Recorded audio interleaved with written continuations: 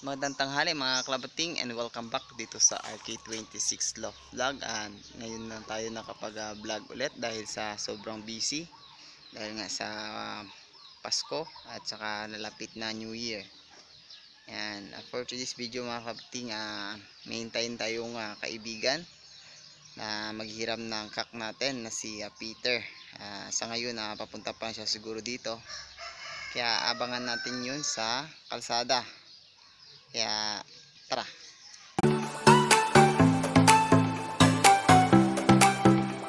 Sa ngayon mga kabating, papakita ko muna sa inyo yung pahiram natin na kak. At ito yun mga kabating, yung nanay nila, ay tatay nila B1 tsaka B2. Tsaka yung kapares niya pala na hen, yung Jansen natin, siya namatay nung isang linggo. Hindi na natin na videoan dahil sobrang busy natin mga kapating. Kaya papahiran ko na lang yung kak natin dahil marami na tayong kak na bakante. Yan, yung kak yan mga kapating, kaya papahiram natin sa kaibigan natin na si Peter. Kaya sa ngayon abangan na natin dun sa kalsada dahil nag-chat na papunta na sila. Ayan mga kapating, kaya abangan natin yon. Tsaka subukan nating i-training yung 6 na 120 days natin mamaya dun sa Zaragoza. Ayan, subukan natin kung kakayanin nila yung init dahil sobrang init yung panahon yan dahil alas 12. Kaya asahan natin mamaya pag makauwi silang 6, palipito na lang siguro dahil dadalagan natin ng isa na pang guide nila mga kapatid. Kaya tara, pupuntahan natin doon si Peter. Mga kalapatingan, dito na sila. Ayan, si Peter. May kasama siyang kaibigan siguro. Ayan, napark niya muna yung motor niya.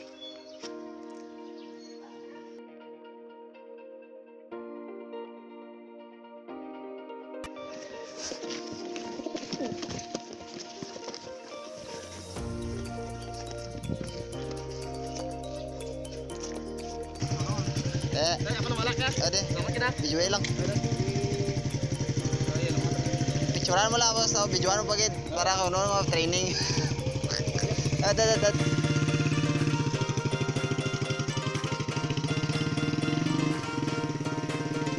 Ayos mga kabating, hintayin na lang natin maya yung signal ng kaibigan natin si Peter para maabangan natin yung mga 120 days natin tsaka isang guide na blue bar. Ayan.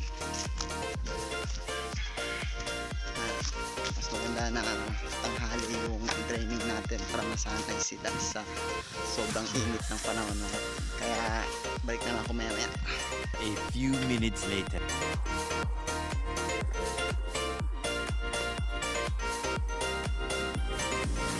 Iya boy. Sige na. Kenapa? Sih.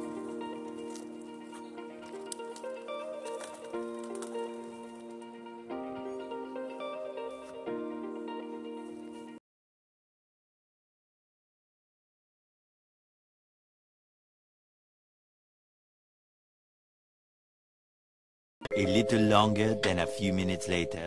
Yan mga kapating, nandito na yung mga ibon natin na training kanina sa kaibigan natin na si Peter. Yan, dumating yung ibon natin na 1244. Yan, ito silang yung 6 mga kapating. Yung isang ibon natin na blue bar na pinaguide nandito na. Yan, mamarakaw na siya. Tsaka yung 6, ayan no, ikot-ikot pa dito.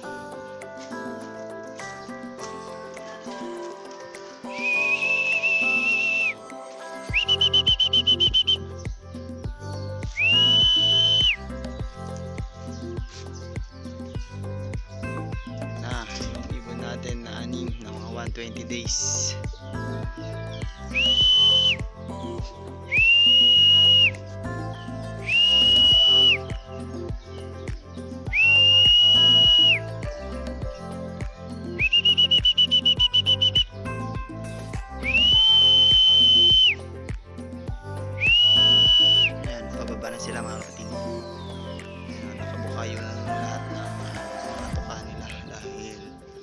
sobrang init at saka pinagod sila.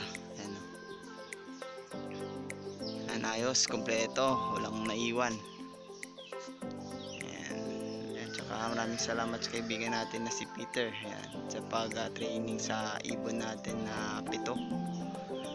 Kaya maraming salamat and bye bye.